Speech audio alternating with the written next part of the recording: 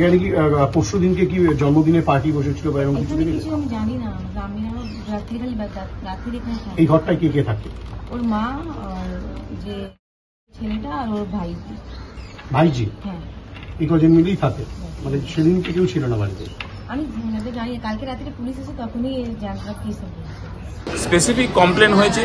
আমরা প্রশাসনকে বলবো ঘুমিয়ে না থেকে দ্রুত, যত প্রভাবশালী হোক, মাথায় যত বড় কমিটি থাকুক, যত বড় মাথার উপরে নেতার হাত থাকুক, এদেরকে গ্রেপ্তার করতে হবে।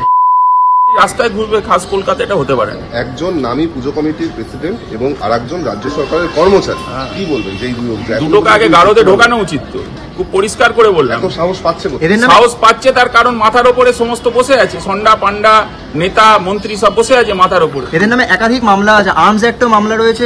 আরে ভাই, আর্মস অ্যাক্টে মামলা আছে, বিভিন্ন জায়গায় ডেকোরেটেড, তারা এত সুন্দর তারা ডেকোরেশন পেয়েছে আর্মস অ্যাক্টের মাধ্যমে, বিভিন্ন অ্যাক্টের মাধ্যমে। পলাতক